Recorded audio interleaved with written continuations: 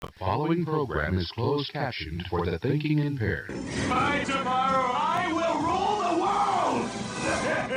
You think he's gone? He's not gone. That's the whole point. He's never gone. Is this some radical new therapy? You see? Well, I must have not been paying attention when you were just. Hi, Tom. We're live. I know. I'm trying to get hope everything shared. You think I'd have the sponsors ready? I don't. Oh, God. I was actually up at 10 o'clock this morning, and it took me until 12:30 to be able to get out of bed this morning. 10:30? 2 That's hours. actually early. 2 hours to get out of bed. I know. I had things. I was supposed to be at the mayor's endorsements this afternoon, Ooh. so I set my alarm, and I couldn't go back to sleep, but I couldn't get out of bed. So, Got and it. it took me half an hour to get here, and this is literally like 500 feet from my office. You almost fell coming in, too. I had an old guy in a wheelchair come over and like ask me if I needed help getting across the street. That's how I knew I was in trouble. Did someone cross you? Like someone crossed you? Yeah. Okay. All right, let me make sure we're live. Welcome in, everyone. If you guys are watching, please like, share. All right, so let's try and save as much time as we can. Let's get this show on the road.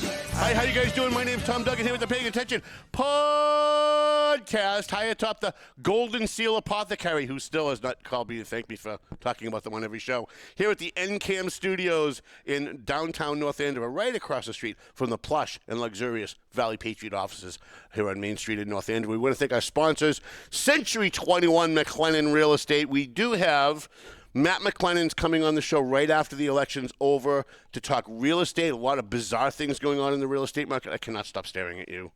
Why? Because of what you're wearing. What are you doing to me? I'm sorry. Jesus Christ, you're killing me. Stop. You're going to give Jalissa some content today. The Zanny Pesci Law Office. I was hanging out with the sexiest woman alive last night, Jana Zanny Pesci. You know what's funny? How many people come over to me and tell me how offended they are that I call her the sexiest woman alive? And then she's standing there going, yeah, but I like it. And they continue to argue like she's not supposed to like it because they don't like it. It's because you don't call them that. Right, They exactly. want to be called yes, that. That's the 100% problem. true, 100%. Marcin and Son Construction. We got to get Ronnie in here. EIS, Investigation and Gun Training. Tomo and Shaken Seafood. We're due for Tomo. We're due for Tomo. Can we, please? We can't do it this weekend because I'm on deadline, but let's do it like Tuesday or Wednesday night next week. Okay, sounds good. JG's Ice Cream, a free shout out to the Jafrida brothers who love the community and do so much for us. Clear Path for Veterans New England, which should be working. Marc Laplante's going to be with us in a second. He should be working with them. They do amazing work. It is a nonprofit for homeless veterans run by veterans. You know, you've got this IVCS fake nonprofit that was out there pretending to help homeless people, not run by veterans, that were kind of siphoning money off on the side. And then you've got Clear Path for Veterans New England that's run by veterans, so you know every penny that you donate goes directly to a homeless veteran. In fact, they don't even take money from donations for their overhead. They actually have grants from the VA to pay for their overhead. So if you donate $100 to Clear Path, $100 goes directly to a homeless veteran. Okay. So it's not like one of these things where you donate to the Red Cross and $5 of every 100 goes where it's supposed to go. 100% of Clear Path money goes to... Who's the president there? I don't know who the president is, but my contact is Jason Gilbert, and he's a really tremendous...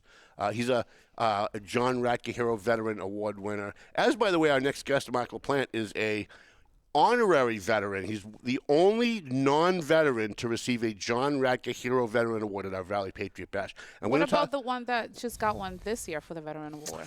Is she a veteran? Oh, shit, you're right. I think that's our second. In fact, we were supposed to call Marc up, so we'll talk to him about that in a second. Who do we have left? Clip. AFC Urgent Care. Hello to Zaka and everybody over at AFC. Pleasant Valley Landscaping Contractors. Prime Insurance, the Doug Mercurio Law Office. I've been following all his videos lately. He's hilarious. He is funny. If you need insurance, you've really got to go to Prime Insurance.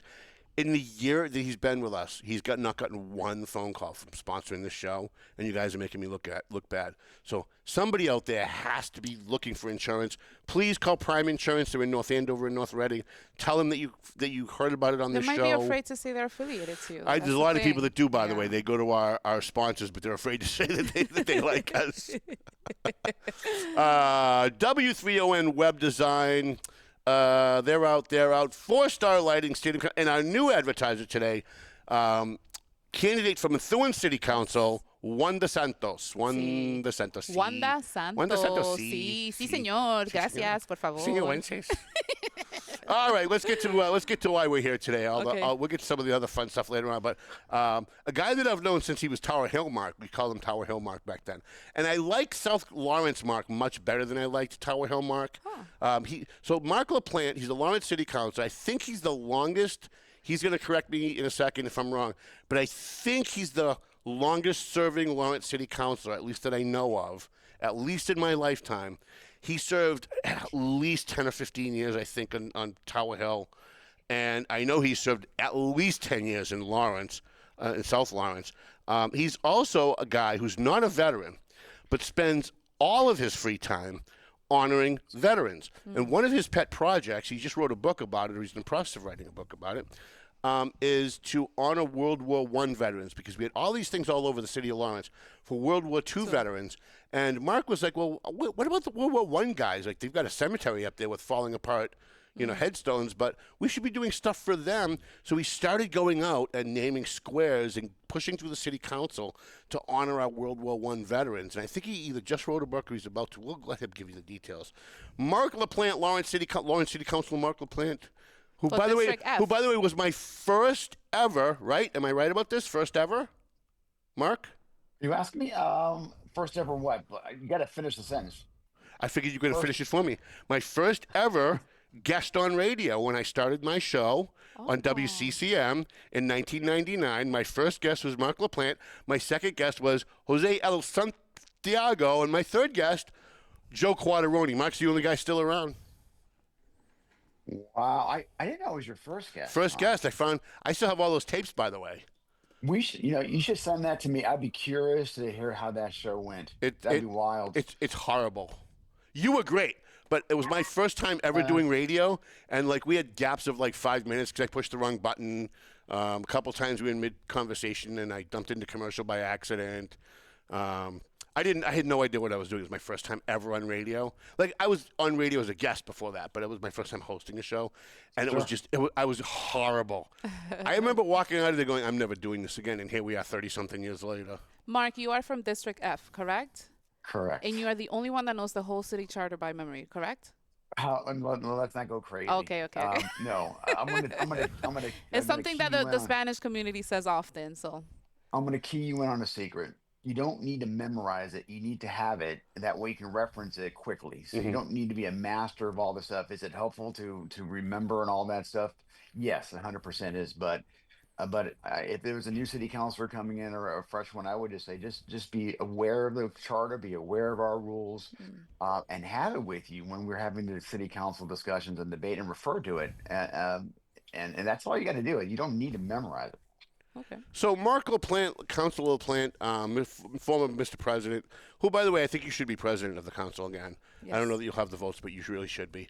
I like Giovanni, but I think you just did a better job. You're on the show today because not only have you been going around and naming things for World War I veterans to honor them, you also did something that like a lot of people talk about but never do, and that's that when things are named for a veteran, people kind of look at the name and they go, yeah, but what did he do? Like where can we find out information about this guy? And so you took it upon yourself, because you're a pretty bright guy, to when you start naming things for veterans, you starting to put like little signs up that explain who the veteran was, so people don't have to like go home and look it up or go on Google and hopefully find something about that one person. Tell people what 100%. You're doing. Tell me, and you just started, I guess, like last week, starting to do that, right? Yes, we just finished 2 of them, and I'm going to tell you one more thing. It goes beyond just the veterans. Yes, the predominant number of squares and things named in our city are for veterans, no doubt about it. And there's many reasons for that. However, this project, I'm calling it the Lawrence Square Project, or the Square Project. I was able to get a grant from the Lawrence Cultural Council, and they've been tremendous partners, to go ahead and to actually create and draft signs that have information. Because here's the deal. I'm sure you're the same way that I am. You go into a different community, you see somebody's name on a square, or on a corner, or on a park, or a building. You're like, who is this person? Right. I mean, why did this person get it? And the same thing is true in our city. We have a lot. I mean, we've been a city since 1853, a town since 1847. And ever since about the early part of the last century, we started to name things after important people in our city. Mhm. And so, but those stories are lost. And so, no matter where you go around the Commonwealth, around the country, around the world, you see names, don't know what they mean. And so when I've come back, I said, something, we need to tell their stories. We're forgetting these people's stories. Mhm. Somebody or somebody's councils, mayors, government agencies, whoever these people are, decision makers, have decided that they're going to name something. And we think we're going to remember the stories forever. And we Right. don't. Generations come and go, and people move in and out. We don't remember this. So what this project is designed to do is to tell these people's stories. So that's the first thing, right? What's fascinating about this one is um, not only do we forget the stories, I have found that we don't even have the signs up anymore. We don't even know there's supposed to be a corner name for somebody. Right, right. And 14 years ago, a city plow hit a sign that was never put back up again. People come and go, and we've forgotten that there's even that there should be a corner there named after somebody. So um, we're fixing that wrong. And because of the Lawrence Cultural Council, this is not costing the city any money because there's the grant is funding the actual signs. And so we've done two already, Tom. And we did Robert Charles Beard, and we did why am I drawing a blank that just happened the other day? David P.J. Bedrosian from Vietnam. And I'll give you the schedule here in a second, but what happens is we're telling the story of these individuals. We're going to be telling about 50 of them. 50 That's of these amazing. stories. That's just amazing. And we'll go into the schedule in a second, but the beauty behind this is several things. One is, like you, this is important that if people who are watching your podcast, it's probably even more gravitating than it was than just listening to it, right? So if you're watching it, you absorb more of it. Pictures matter, images matter. So we have on these new upgraded signs, if we can, we don't have everybody's picture, but 97% we'll have the individual's picture. That's great. Which is amazing, right? That's awesome. So you can see and connect. It's all about connecting. If they're a veteran, you have their branch of service. You got the date of birth, date of death, where they live. I think that's important. I mean, if we're trying to connect with people today from people that lived 60 years ago, if you're going to tell them where they live, people could be living in the same spot that this person lived in, and say there's another connection point. Right. And then a brief bio, and then finally 2 QR codes. One's in Spanish that I narrate. One is in English, excuse me. One's in English that I narrate, and one's in Spanish that Yadira Batanzas Muldoon translates. The QR codes that go right to the narration, so you're able to tap that and then hear even more information. You'll have some brief bio on there. We only have so many characters, but then even more information on the bio. And then with partners with the Lawrence Public Library, you remember Louise Sandberg? Remember her? I do, yeah. So Louise Sandberg used to have this thing called the Queen City blog, and she used to bring local history there. And so now we are setting up blogs through the partnership that I have with the library, putting each one of those narration segments on there. We've got one, both of them are on there already. So I mean, I can go on and on. I want you to have a chance to ask me a question, but no, I'm good. I think this is great because what I really just wanted to do is I wanted people at home. You know, we're talking about it's election time, right? So we're talking election stuff. But you don't have an opponent, so I didn't mind having you on to talk about this because I want people at home, even if they don't live in Lawrence, they live in Methuen, they live in North Andover, to see what you're doing for Lawrence, and not just to recognize that you're doing it because you do deserve a lot of credit for it. But what you're doing is ingenious, and other people should be following your lead and copying what you're doing. Because you're right. I've lived in North Andover. I moved in the year 2000. I've been here literally 25 years. I don't know anything about why the common is named for who it's named after. I don't know anything about why the different historical buildings in North Andover are named. And when you walk over to the sign and you see the sign, you expect, like in Washington, D.C., where some of those monuments at least explain to you what they are, and locally that doesn't exist. And so when I heard you were doing this, I'm like, oh my God, that's something I always thought about, and I bet a whole bunch of people have always thought about. But nobody actually ever bothered to go out and do the work to go out and do it, and you are. No, and I appreciate that. And during the city council meetings, for example, oftentimes when we're debating, discussing stuff, that comes up. Mm-hmm. They don't. We have these signs up, and no one even knows who they are. And that really struck a nerve with me when I heard that a few years now Yep. by a couple of counselors. And I said, we got to fix that. And so this is what it's all about. So 50 signs. This is going to take a while. It's going to last into next year. Mm-hmm. And weather being what it is, it could go into the end of next year. So what you're going to see, you're going to see these stories. I encourage your listeners. I encourage you watching this podcast to one of the ways we're still developing it, but a good place to get the information on where the schedule is or what the next ones are is on my Facebook page, Lawrence City Council Marc Laplante. On my Facebook page, I'm putting the stuff there, including the blog post from the public library, as well as some images from the events that we've had. I got a couple of bits of information I think would be interesting. Remember Charles Body, city Yes. attorney? We talk about him often. So, so the first guy that we did is Robert C. Beard, who was in World War One, happened to be, and he got PTSD. He was exposed to gas, came back, and he died in 1920. Uh, and so when he died, they remembered him. They called Robert Beard, I think Charles. That was his great uncle. Charles Body is named after Robert Charles Beard. So Oh so wow. Charles Body came to Lawrence 2 weeks ago for the unveiling of his great uncle's sign. And of course, the emotion of that is pretty intense. Mm-hmm. I mean, just to go through it, and it makes you feel like the connection. This past week, a couple of days ago, we had his name is David PJ. Um, Bedrosian, and I guess he liked to be called David. He was a Vietnam veteran, and he died in Vietnam. Tragically died. He was actually hit by a fellow U.S. soldier in the middle of a monsoon that hit him at a forklift and died there. And he Wow. was 2 months away from coming back home, finishing his tour of duty.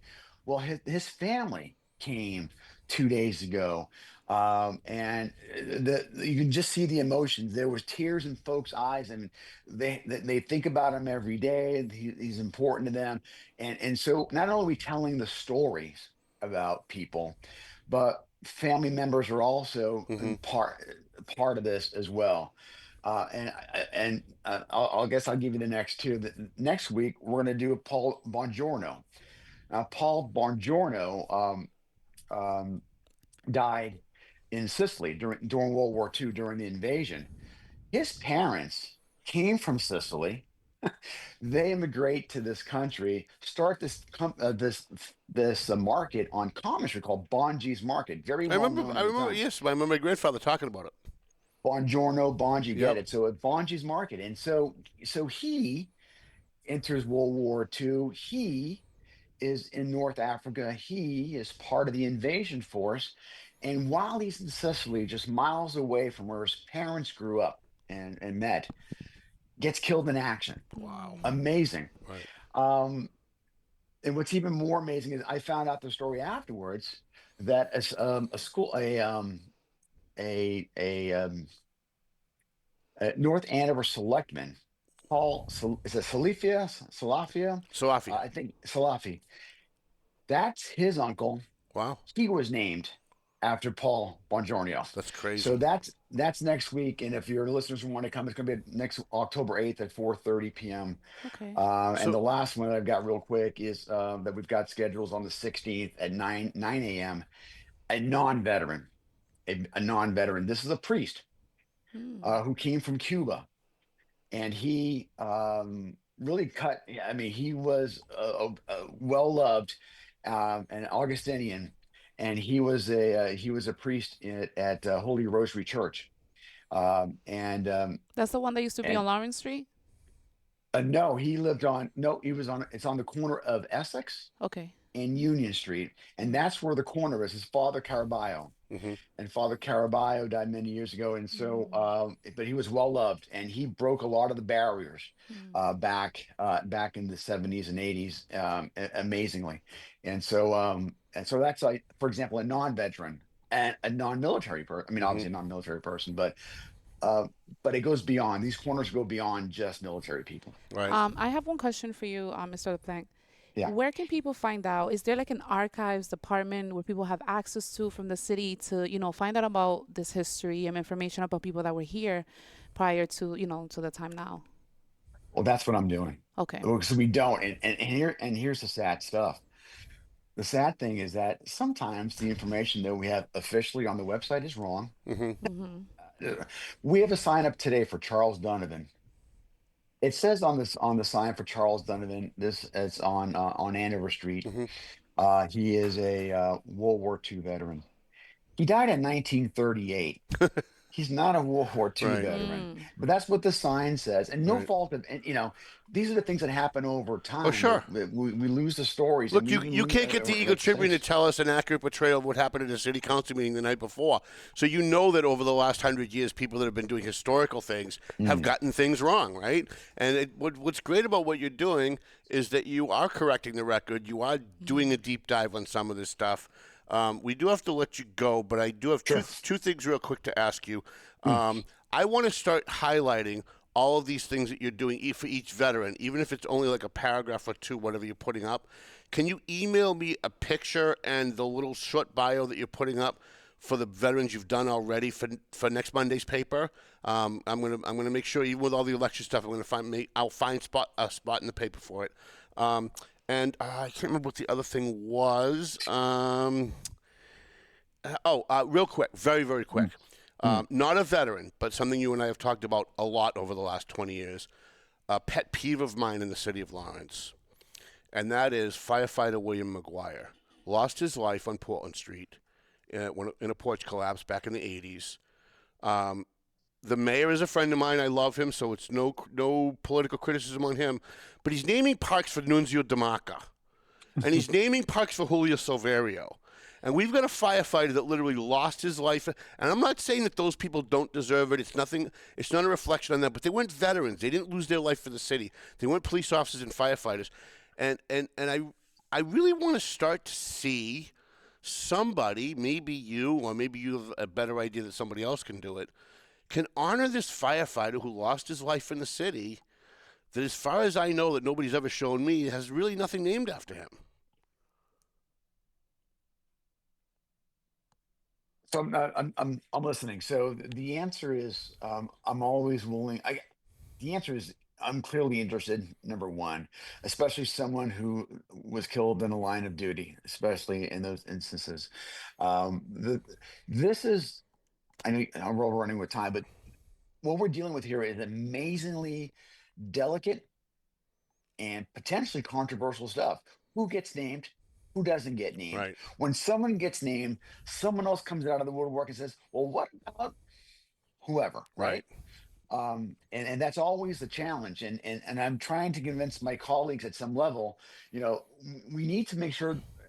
I don't think we should be putting restrictions on who gets it, but we should make sure whatever it is that we do, that the bar is relatively high. There should be a standard of some kind, like the McGovern Transportation Center, right?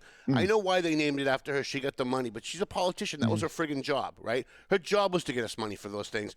So a politician who moved out of Lawrence because she stated, in the Eagle Tribune stated, she moved out of Saunders Street because of the cultural changes that were going on because Latinos were moving in. She has an entire huge transportation center named after her. And firefighter McGuire has nothing. It's just, listen, I'd have to drive by that damn thing every day. And every single day of my life for the last 30 years, every time I drive by that, I think that should be called the William McGuire Transportation Center. Every day. Well, you can always do like a committee where you can have people, given information and names of, Right. that Like, always listen, works. I'm not saying that there are other Vote people on that it. don't deserve it, right? There are obviously other veterans that have nothing named after them. But, my dad was killed in the line of duty, and the city was awesome. They immediately went up into the cemetery. They named a little street after him. They put up that memorial to him. Now when they're building the new police station, they're going to have a thing named after him there, too, as well as the other 3 or 4 officers that have died in the line of duty. But we have a Lawrence firefighter who lost his life. And not 100 years ago, or 200 years ago, but in the 80s, right? Within our lifetime. And there's still nothing named after him. And I don't know his family. I'm not advocating for people that I know. He's not related to me. But I remember when it happened. And I remember when it happened, and I remember when they started naming other things for politicians after that, and it just always pissed me off. I think we've written about 5 editorials in 20 years about it, and here we are in 2025. And so anyways, I'll leave you with that, and maybe you could just think about it, and maybe we can work on it on the side. But if there are family members of fallen firefighter McGuire out there, they should have some place to go to honor him, I think. Anyways, thank you for your time, though, Councilor Michael Plant. Are you at work or are you home today? I am. I'm at home, taking some time off so I can do this, of course. Oh, you're the best. But this is, you and I haven't talked like this in quite some time, so Yeah. we were due. So I'm glad you invited me, and I'm glad we had a chance to Yeah, chat for a let's little bit. let's try and catch up on lunch sometime, like in the next week. Are you supporting? you, Are you Mr. supporting Laplante. anybody for mayor? 100% not supporting anybody from there. Right out of the gate, I sold both candidates. I'm not getting involved. I'm not looking for your endorsement, and I'm Right. not endorsing either one of you. Right. You're in a good it was position to do that. Yeah, and that's just that's just me. It's all campaigns are about addition. I like both. Like Tom, very much like you. I like both. There's things I like about both of those candidates. I'm friendly and friends with both of them. They're both amazing people. And my at the time when I made that, I go, my concern about was my own race. Right. I'm focusing on me. Right. And you do your own race. But we'll see what happens. How many weeks are we away now? Like, is it like 5 weeks? Oh no, we're 34 days away. Oh, we're closer than that. Yeah, Okay. yeah, 34 days away, I think now. I appreciate your time. At some point, I'd like to have you come into the show, even if we have to do it a little later, so that you can. But I'd love to have you come in and talk a little bit more about this historical stuff, a little bit more about the veteran stuff, and then like other stuff, like the city charter and things that are going on in Lawrence. You're one of the movers and shakers that is an anchor of Lawrence. You've been there since you were Tower Hill, Marc. By the way, I'm going to say it again. I like South Lawrence Marc much better than I liked Tower Hill Marc. We didn't always get along back then, but we both had a very different way of looking at things. And now we're both a little older and a little smarter and a little wiser, and I think we're both kind of more on the same page. 20 years, Tom, to answer your question. 20 years. 20 years. Council. Four on Tower Hill, 16 at South Florence East, and 2 more, unless something incredibly bizarre happens in about 35 days. Well, you're the historian. Are you the longest running city councilor? I think you are. History. I think you in the are. city's history. Yeah, I am. Yeah. Well, then you know what? Let me tell you something. If Brian DePina's sitting out there, Brian, none of this Nunzio DeMarco bullshit. Don't go there. There really needs, at some point, needs to be something named after Michael Plant for all the things he did for our veterans. He's running around having things named for other people, and he's not thinking of himself. And he's not a kind of city council like the other city council. Now you're telling him so for the first time, right? I am. So thank you, Marc. I appreciate your time. Thank you, and Marc. please tell your wife I said hello. We'll do. All right, See you brother. both. Thanks. All right. Bye. Bye-bye. Thank you. Bye. I wasn't going to say it while he was on the air, but let me. Let's get the mirror off there. Mm-hmm. We've You can keep talking. triple mirrors. You're fine. It's like I'm on the. Ignore this. I'm on the evil enterprise. Ignore this part. And let me tell you something else that I admire about Marc. I didn't want to say it while he was sick, so I didn't want to embarrass him. This is a guy who's a really good dad. I really admire people who spend an awful lot of time with their kids and teaching their kids. A lot of parents let the internet and TV and the schools educate their kids. And Marc takes his kids all over the world, France, Normandy in France and Africa, to all of these battlefields where Americans lost their lives, to all of these cemeteries where Americans are buried abroad. And I admire a lot that he and his wife, Marc and his wife, Sue, spend a lot of time trying to mentor their kids to be patriotic and understand the sacrifices that some of our veterans have made. I really admire it a lot, and I see I see it on Facebook a lot, and it's something that nobody ever talks about, and so I just want to thank him for that. We're going to bring up our guest, but I do want to chat with the intern girl while she's coming up. So a couple things going on. You saw the Debo stuff, right? Isn't that great?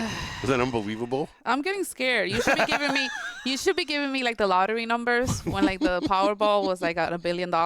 What's wrong with you? Give me some numbers. I said a year ago on this show, that I was going to win the Supreme Court case. And when I did win the Supreme Court case, there was going to be a cascade. The minute that decision came down, here's what was going to happen. She would no longer be the homeless coordinator for the city of Lawrence. She was going to lose her hair salon. The fake nonprofit that they were skewing from was going to fall apart. They were going to end up divorced. They were going to end up losing their house. Every single thing that we said happened in the order that I said it was going to happen. And now all the people like Rich Russell, shame on you, Rich Russell. Shame on you, Rich Russell. What is the other one? D'Amico? Shame, D'Amico. Lenin Roa, who called me.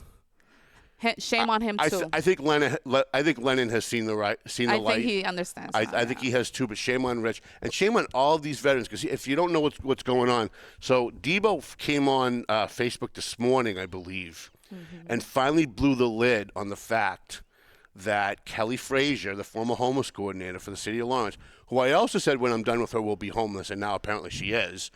I think she's sleeping out of her car with her dog. Which I almost feel bad about, but I don't. I feel bad. No, I don't feel bad. The woman tried to put me in prison for 2.5 years on something she made up, and cost me a lot of money on top of it. But on top of all that, now Debo's coming with receipts. Now he's talking about how she was taking money from veterans, and when she got caught, she called it a loan, and she's not paying the families of these veterans back. And now that they've sold their home because they're breaking up, she's getting money from the equity in the home, but she's telling these veterans' families, I don't have it yet. It all went to my lawyers. And Debo's on Facebook posting copies of the checks. Oh, my God. So she's still sending him checks for the money that the veterans were No. receiving? So the checks are, they had to sell the house because they're breaking up. They're getting divorced, right? Yeah. So the money from all the money that they owed on the house got paid to the banks and whatever, and those two checks the equity is what was left over that went to 50% of it went to him, 50% went to her because they're breaking up. Yeah. But she's telling the veterans that she took money from, or the families of veterans she took money from, she can't pay them back yet because she doesn't have any money yet from the equity in the home. And he's showing his checks on Facebook going, she got the checks because here's mine. She got hers the same day. And it's like, I don't know. I don't even remember what the amount is, but it doesn't matter. And so here we have someone that was the homeless coordinator for Lawrence to try to get a $200,000 grant for her own nonprofit that she was using to exploit veterans. And I told you guys this was going on. And everybody was purposely closing their eyes going, oh, this is just personal. It's just Tom. Yeah. Let it go. Let it go. Let it go, Tom. Let it go. And all of these people that made excuses, and I can forgive most of them, but I'm having a really hard time forgiving Rich Russell because you know what? That guy was my friend that I took care of for 15 years. Called him a hero in the Valley Patriot, highlighted his heroism on the front page of the Valley Patriot. We gave him a public service award, and we gave him a Hero Veteran Award. We called him up, and we honored him at our bash on multiple occasions. I put him in my book. He's in my book as a hero veteran, and he is a hero veteran. He served in Vietnam honorably. But at one point, he was having a hard time. He didn't have a car, and he couldn't pay his rent, and he was worried about getting thrown out into the street. So I called Kelly Frazier, and I said, as much as we don't like each other, we can go back to not liking each other after, but Rich deserves some help. You have a nonprofit. Can you help the friggin' guy out? Like, this is what you say you're doing. And I don't care that you've got a food pantry that's for veterans that's not going to veterans. I don't even care about all that stuff. Can you just help Rich? And she did. She went and she helped Rich, and she should get credit for helping Rich. But in the process of helping Rich, she turned Rich against me. All of a sudden, I was a piece of crap. And so when she started coming after me, and she started taking money from veterans and exploiting the homeless and exploiting her job at City Hall, and I started blowing the lid off of it, Rich took her side. Now, here's a veteran who hears a guy like me that's done nothing but good for him, that he has no reason to doubt, telling him she's exploiting veterans, she's exploiting the homeless, and he took her side. So I'm having a hard time with that. But it's interesting now that people like Santiago and others who tried to take these people's side when it all started. Tom, why can't you just be friends? Just let it go. Why can't you just, it's this whole, we're going to get into this in a second. Why can't you just be nice? Because that's not my job. When I find out someone has a nonprofit and they're exploiting veterans, when I find out someone's a homeless coordinator and they're exploiting homeless people, my job is to call them out. It's a bonus that I don't like them, but don't you dare ever come back to me and say, you're just doing this because you don't like them. Like I'm making it up because I'm mad at them because they cut me off in line at Dunkin' Donuts. And all those excuses, really, honest to God, they're infuriating because you're allowing, as a veteran, Rich Russell, as a veteran, you allowed this woman to exploit other veterans, and you didn't care because you were getting yours. You didn't care because she was helping you pay your rent. You didn't care because she helped you get a car. So you didn't care that she was hurting other veterans as long as she was helping you. Shame. Shame. I hope he comes in. Did he get knocked out? I don't know. Did he? I think he got knocked out. When? But if he didn't, of the election, he ran for council. I think he got knocked out. Oh, yes, he did. He did get knocked yes, out. He did Well, get good. knocked out. Yes. I'm glad. He was not even close. Because you know what? He'd get on that council again, and he would do exactly what he did before. If you were on his side and he was benefiting from you, he'd look the other way. And if he wasn't benefiting from you, then he'd be attacking you. And shame on him. Shame on Kelly. Shame on all the people for the last year and a half that defended Kelly. And shame on everybody that comes on my page whenever I post about this and says, why don't you let it go? Why don't you let it go? Tom, can you please let them go? You know, it's personal. Well, they can both be true at the same time. What I say about them can be true and news, and it is. And it can also be personal. But one does not negate the other. Just because I get glee, and I'm going to admit that I get glee in reporting the fact that these two are killing each other on Facebook. They're destroying themselves, their own reputations by doing what they're doing. And the fact that they're doing it, I'm going to fully admit, I'd say total glee out of it. Because I told you guys this was coming when they came after me. But you know what I don't see? Here's what I don't see. I don't see the people that come on my page and tell me to let it go going on their page and saying, why don't you let it? Why are you attacking Tom Duggan? Why are you attacking each other? This is wrong. Why don't you let it go? You know what it is? They it's feel only like me. It's only easier me. to attack you because you're not going to be physical or threaten them physically. But I feel like what you do is lethal. You kill people slowly. That's right. They should be a little smarter. But Death by 1,000 paper cuts. So one other thing that we're going to get to our guest. What do you got? No, I just want to say hi to everyone who's on Facebook. If you guys can please like, and share. We have Marc Rivera. We have Marie Thibodeau. I don't see Juan DeSantos' thing. Is it coming up? Oh, it's supposed to, yes. I haven't seen it. I'll take a look. We have June Fisher and Luis Robles. Hi, June. Luis Robles, we need to get him in. Yes. We absolutely have to get him in. Okay, one real quick thing that we have a guest in the studio that we're going to spend a little bit of time with. So I've been going to some fundraisers now. I've been to 3 fundraisers all year so far. I feel really bad that next week, on next Thursday, Giovanni Rodriguez is having his fundraiser. I really wanted to go and get up and endorse him. Yeah. And at the same night is the future Mrs. Duggan, Dos Santos, Yeah. for Central District Council in Methuen, who I am going to marry someday. She's having her fundraiser, and I can't get to that one either because next Thursday night is the Isaiah 58 fundraiser for the homeless in Salem, New Hampshire. In fact, I think the event's in Atkinson, but Isaiah is in Salem. Okay. And every year, Carrie Weiland invites me to this event, and every year I go. And you know who usually sits with me? It's hilarious. I have so much fun. Jean Shaheen, the ultra-Democrat, ultra-left-wing senator, always comes and sits at my table with me, and we chat. She always comes over, she goes, oh, you're my Republican friend. And then we sit there and just throw jabs at each other all night. It's fucking hilarious. But I always sorry. go. There it is. Okay, thank you very It's been much. there. So I always like to go to this, and I really wish that I could go to Yanilda's. Here's what I am going to do. I'm going to send some friends, Okay. and I'm also going to send a check because I really want her to win as well as Luann. She's running in the Central District. But I was at an event last night. So I've been to 3 events. I went to what was the event? Monday, you what was invited Monday? me to Muddy one. Water. Valley? Patricia Valley. Patricia Valley. Who I wrote a check to. Just in full disclosure, I wrote her a check. Patricia Valley, I was at last night. Ryan DeZaglios, and I was at one other prior to that. Oh, your friend, John Regal. Oh, John So I've Regal. been to 3 events all year, and mostly because of my health. I would go to all of them. If I felt good enough to go to all of them, I would cancel other things to go. But sometimes I can't. In fact, I was supposed to be at the mayor's this I don't morning. know if we're still friends. We'll see after the What's that? elections. Oh, and I went to Ron Marsh and I went to okay, Ford. there you go. And I was supposed to be at the mayor's endorsement. He got endorsed today by Paul Tucker, Okay. the sheriff, Carpenter. He got endorsed by Paul Tucker? Congressman Wow. Laurie Trahan. Wow. And here's the big shocker, because we all know behind the scenes they don't get along. Pavel Payano endorsed the mayor this morning, which No I think way. I think that's bigger.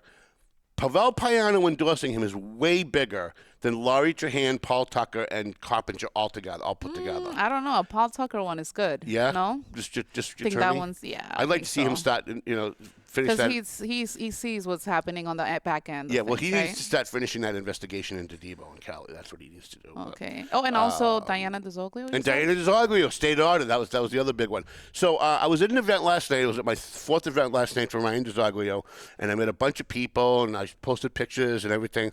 But I ended up meeting, and I'm not going to say her name because I don't want to humiliate her. Secretly, I kind of really do, but I'm not going to. So I met a candidate that doesn't like me and has never liked me, Okay. and is an educator running for office. And she came over to say what hi city? to me. Methuen. Okay. So she came over. She's the typical left-wing educator who is, I'm going to say left-wing. That's all I can say because that should tell you everything you need to know about them, right? So she comes over to me. We're having a pleasant conversation. And she said, and I said to her, listen, I had to post something about you a couple of weeks ago. It wasn't really about you. It was about someone else, but you were kind of there. And I had, it wasn't about you. And I want you to know that I have no animosity toward you whatsoever. And she said, well, people keep telling me to come over and talk to you. So I wanted to come over and talk to you. It's only fair that, I hear all these things about you. I should at least come over and say hi. So we chatted. It was nice. It was a very pleasant conversation. And I enjoyed it. I also found myself, and I don't know why I do this sometimes, I found myself trying really hard to convince her I was a nice guy. And when the conversation was over, I was a little disappointed in myself because I'm like, why did I do that? Like, why did I think it's because I'd written somewhat negative things about her. I wanted her to know that it wasn't personal, that it was just me doing my job, right? But I think I overcorrected, and I think I tried too hard to get her to like me. And I Is she a redhead? No. Oh. And That's weird. And I convinced myself during the conversation, while we were having this back and forth, that was very pleasant. I convinced myself that I'd gotten through to her. Okay. That I'd gotten through to her. That she's gonna get elected because of what her name is, right? As we're talking, I convinced myself that I'm getting through to her, and maybe we can have a good relationship moving forward because she is gonna get elected. So I said, and then I've been thinking about this all night.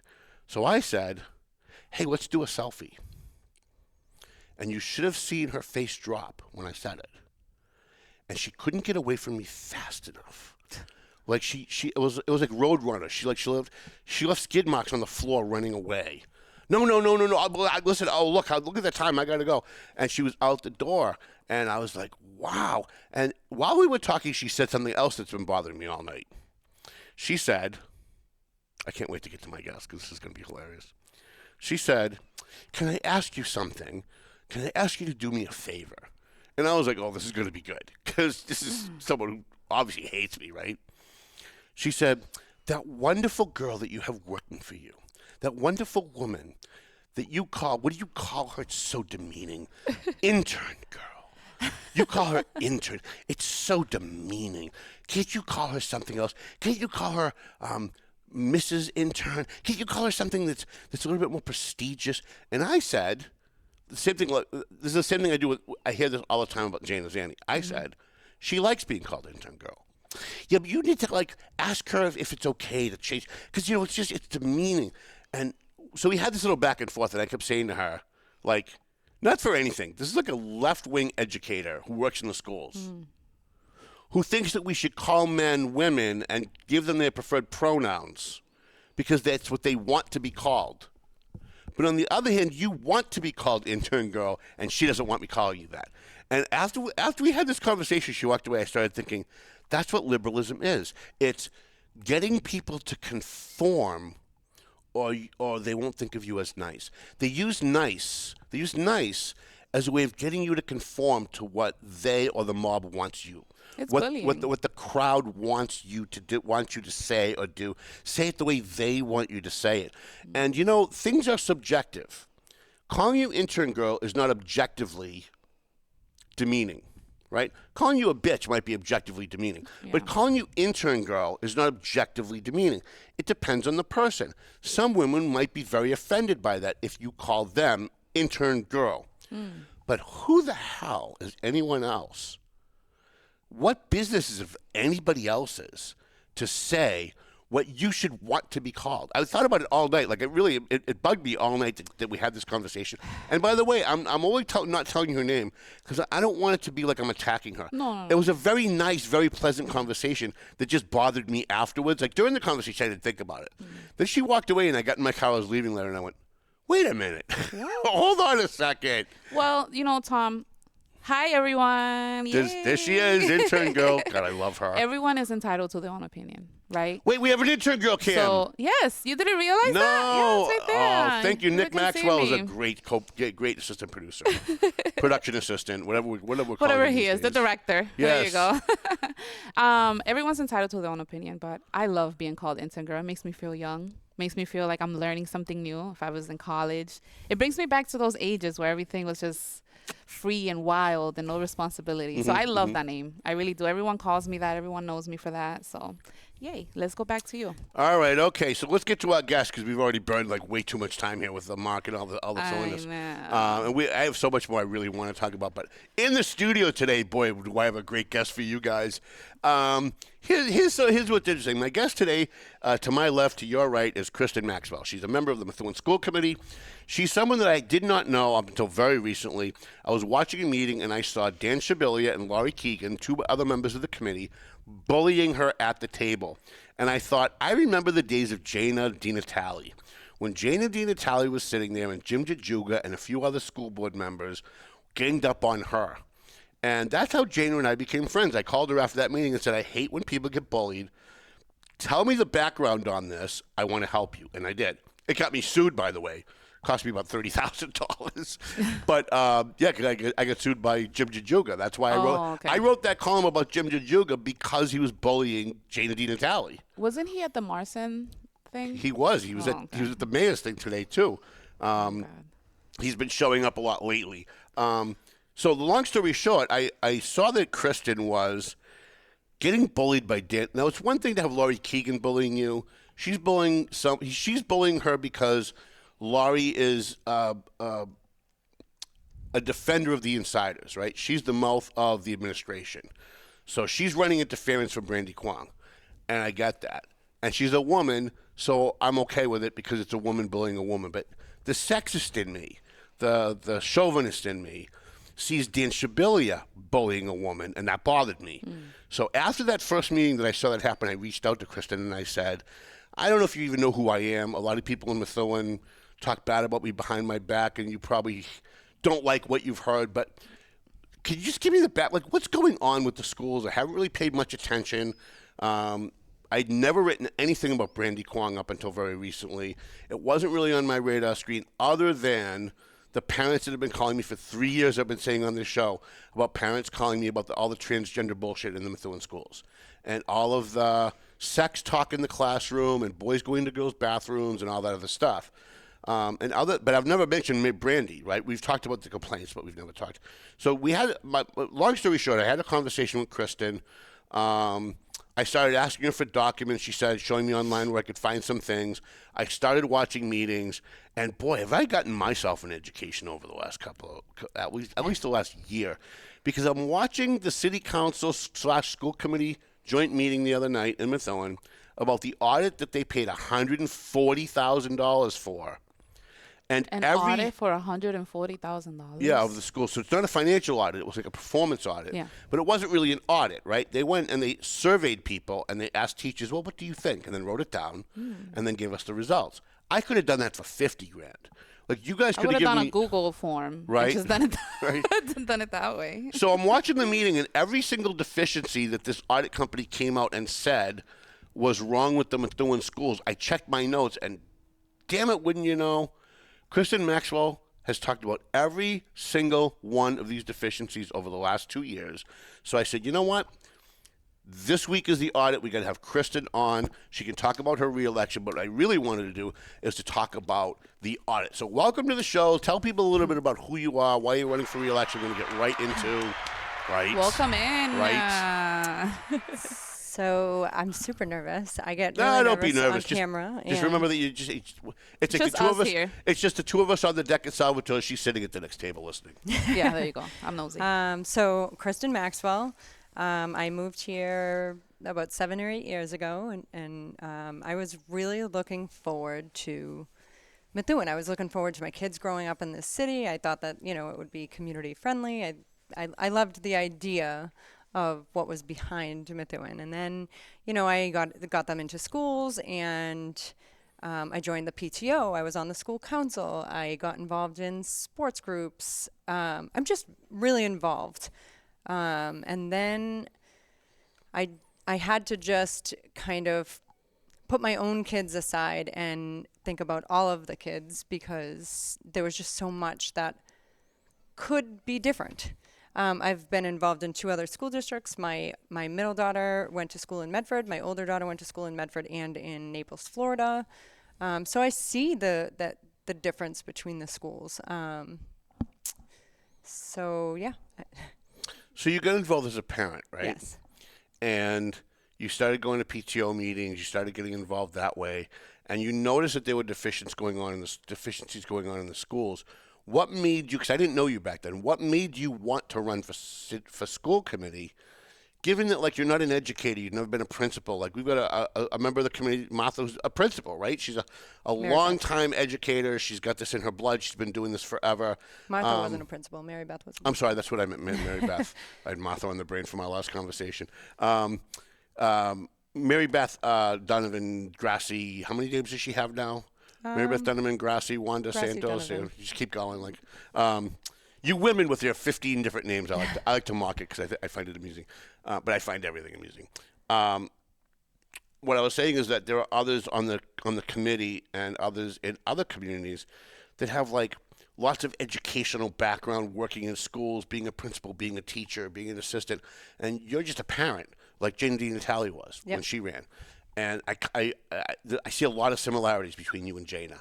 So I'm interested in what made you want to run. What made you think, well, you know what I should do? I should run for school committee, because most people want nothing to do with politics, rightfully so, because the minute you step in, you become a target. People attack you. They attack your family. We saw what Dan Shabili has done to you. We saw what Laurie's done to you. We've seen what some of the people in the administration have done to you when they went to the Eagle Tribune and just made stuff up about you. What made you want to step into this arena? So there was something wrong with you, maybe? Did you hit your head? Maybe. No, I'm a mom first before anything else, and I think that's where that came from. I also help run a summer camp during the summers. I've been doing that for 4 to 5 years, and I see the struggles that the kids are going through. That bothered me. The bullying in the schools was my main motivator to get going. Was it because your kids were being bullied, or just something you saw? It was just stories that were being told. I mean, when you're on the PTO, you talk to other moms. You talk to teachers. You talk to everybody. You talk to everybody in the community, and to hear the things that were going on when I would address them as just a parent and ask questions, it was pretty much, not in so many words, but pretty much like a because I said so. And I just don't do well with because I said so. I don't have to like the reason, but give me the why behind the no. At least it'll make sense to you why they think they're doing it that way. Correct. And I tell that to people all the time. I don't have to like the answer, but can you at least tell me why? Explain it to me why. So, I'm just a very honest and direct person. I know that, a lot of people don't like that because I don't say things politically correct. Welcome to my world. I just throw it out there the way I mean it. So you never have to translate what I'm saying, because I'm saying it exactly as I mean it. And, people say they respect that and they like that, but when you're fighting I always believe in what's right. It doesn't have to be my way. It doesn't have to be what I like. But if it's right, it's right. If it's wrong, it's wrong. Yeah. And there was a lot wrong. And that's kind of where I started. I wrote some stuff down because I am so terrible. You can feel free to use notes. Okay. I'm okay with that. I spent a lot of time writing this, and it was supposed to be like the perfect political statement. But the truth is I'm not a politician. But that's what I like about you. One of the things that I enjoyed watching at the meeting is you would just say what you thought. Like Dan Shabili will sit there and he'll He'll do this. He'll lick his finger, hold it to him to see like where everybody falls before he takes a position, kind of like the Nick DiZoglio thing, where he's got to position himself the right way because it's all about his image. And you were just like, no, I think that's dumb. I was like, oh, that's great. I love that. Yeah, I do it because I don't have to agree with everybody else to have a difference of opinion. I mean, actually, there's a good quote, and you might actually find this interesting. An environment that is not safe to disagree is not an environment focused on growth. It's an environment focused on control. Right. And that's very much where this all came from. This is where I started. It's where, I don't know, I just believe in doing the right thing. Again, I'm a mom. I say it like it is. And for as long as I can remember, I mean, even as a little girl, I just wanted to make a difference. I just wanted to do something of purpose. You know, my kids, I have my kids, I love my kids, but it's bigger than my kids. And I want kids to have someone that they can go to where they feel safe or supported or, oh my gosh, something's happening and I have no one to tell because no one's listening to me. You know, when you hear stories that kids are being bullied at school and they're telling their teachers, and their teachers are saying, oh, you know, no, they'll move on to somebody next time, or don't worry about it. And you're degrading, you know, you're putting down how they're feeling. And then the kids go home and they tell their mom or their dad, and their mom and dad is like, well, if you told the teacher, you know, hit them back, you know, because like, what else are they going to do? You're not stepping in and you're just teaching them to, you know, take it. And then you have the ridiculous liberal ideology that has now invaded all of the public schools, which is what they call zero tolerance, which is just lazy. Because if a kid bullies another kid and the kid being bullied hits back, they both pay a penalty. Right. So so you teach a kid, but this is the same thing that liberals try to do with taking away guns. They don't want anyone to ever defend themselves. They think somehow all violence is bad, and they treat the bad guy the same as the good guy who's defending himself. And I tell every parent, like, you know, if your kid's being bullied, the schools aren't doing anything about them. Tell them to hit the kid back. I really don't care. I mean, it's a sad. I don't care if that offends your liberal sensibilities. That's life. If I'm out in the community and I see someone hit someone else and no one intervenes to stop it, the guy getting hit's going to fight back. Right. And if you don't, that's how you end up dead. Well, and it's sad when we're rewarding bad behavior Right. when the, you know, kids that are well behaved and not, you know, they're not getting prizes for being well behaved. The kids that are, you know, poorly, they're making bad choices, and when they make good choices, they're getting rewarded. Right. But the kids who make the good choices all along, it's just like, oh well, you know. So that translates to the other stuff in the classroom too that you've seen, and I think we've talked a little bit about it. We had a great like 4-hour lunch the other day on the deck at Salvatore's, where we talked about a lot of this stuff. And I went back and I watched some of the older meetings after we met and we talked, and it really gave me a really good snapshot on how well of a handle you have on what's going on in the schools and what's wrong with the schools, because the things that you were saying back in December of last year and November of last year, the audit team said on Tuesday night or Wednesday night, Tuesday night, right? Yeah. So I'm watching the audit guy talk about the bullying and the deficiencies in bullying and how we've only got one person handling bullying.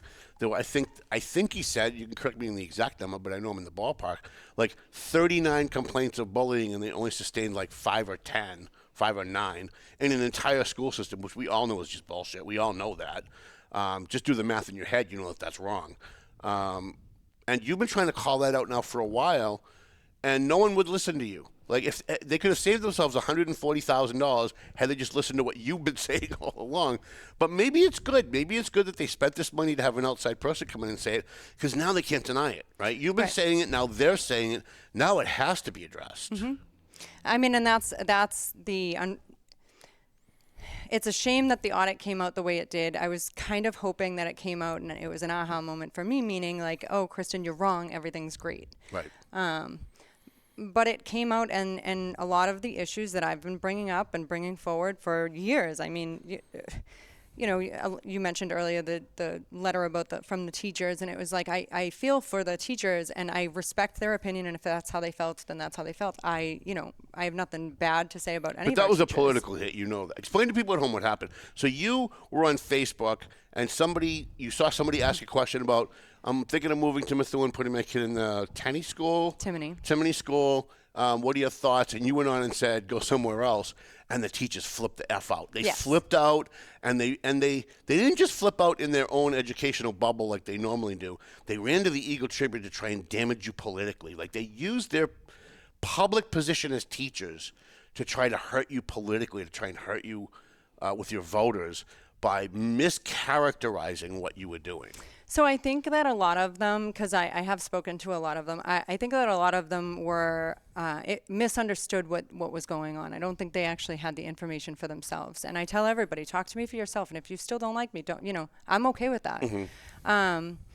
But behind that, when I made the comment, and I know everybody says you're a political figure, even though you say, oh, I'm just a mom. But like, I made that comment from my personal page. And there was a mom who posted, moving into the district, wondering if I can get some feedback. There was some positive feedback. There was some negative feedback. There was, whatever.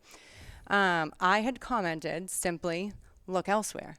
And it wasn't directed at the Timmy or the teachers, because I have been the teachers' biggest advocate. I love. Yeah, where'd that get you? Well, you know what? It got me. It got me Not here. an endorsement. Not an endorsement. But I don't necessarily want an endorsement. But my point is that you went to bat, as I did, right? I wrote an editorial. Tom Duggan, the right-wing lunatic, Tom Duggan, the Trump-supporting right-wing anti-teachers union, anti-public school nut, defended the Methuen teachers. And you know where it got me? They were bad-mouthing me with all the candidates that were going in. Right. Exactly right, intern girl. And they were bad-mouthing me, and it goes to show what kind of people they are. It goes beyond their job now.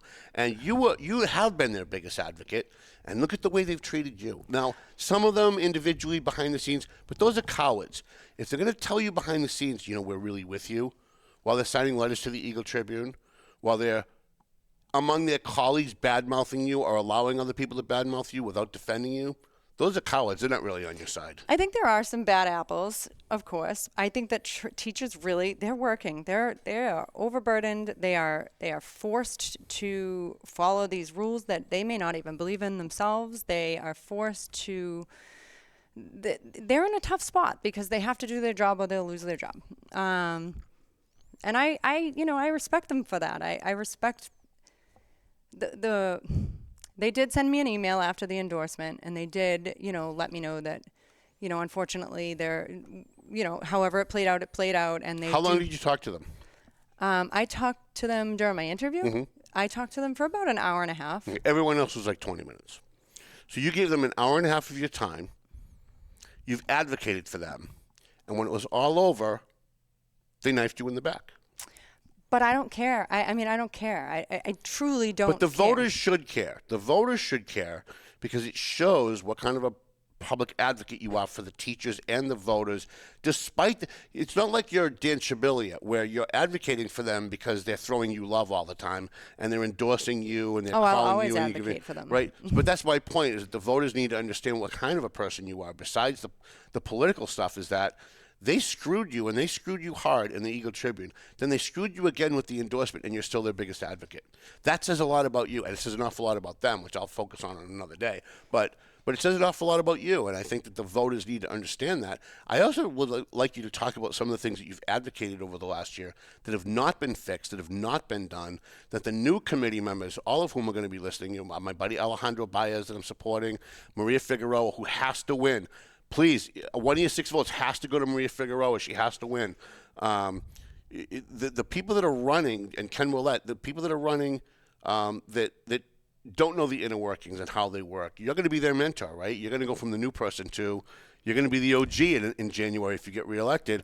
And they need to hear this stuff. They need to hear, rather than going back and watching hours and hours and hours of meetings over the last 2 years, they need to hear about it from you. You're going to be their mentor. Yeah. A lot of the problems and issues that I brought forward were, I talked about the morale. I want you to understand where I'm coming from, too, because I was a parent before I was a school committee member, so I didn't realize that it was a district problem. So when I... What do you mean district? What is this district stuff? stuff? Methuen is a district, Methuen School District. Oh, so you have the city. Yes, okay. But it's like the I have to cut through the political doubles district. because people at home go, well, what district? What does she mean district? Are they part of like another community or? No, so citywide. Citywide. So from the jump, I just assumed it was my kid's school, and through the audit, we did find out. And actually, last year in April, it was said that the Timony is the, worst performing school in the district. But I did bring up like the lack of support the teachers get, the morale. I mean, what happened to the days where the kids were skipping down the hallway and they were high-fiving each other? They're not allowed to do that anymore. You can't be happy. There's no field. Go ahead. There's no field trips. Field trips are so important to social development because I remember being a kid, going to the cash register, handing them the money. How was your day? Did you have fun today? Or just leaving Methuen in general. Go to Boston, get the not even that. buildings and things Kids like don't know that. how to talk to each other anymore. Right. Yeah. So when you have field trips and they're going on these field trips, they're having conversations with people that aren't with them every single day. So but it's not just field trips. You can't even have Christmas, Halloween. No, Brandy Coin has sanitized that school system so that, I mean, what kid would want to learn in that environment? I mean, I think of my childhood. I could tell you every field trip I went on in grammar school. And I don't remember a whole lot about my grammar school time because I'm an old man now. But, I mean, I was around when they were inventing fire. But I can tell you I remember every single field trip that I went on because they were special. It was a day out of school that you were with your classmates, like back. you said. They're coming back. Right, they're coming back because Brandy's leaving. That's why they're coming back. Well, and I feel like I had, so when I first got on the committee, I was on the holiday celebration committee before I was on the school committee.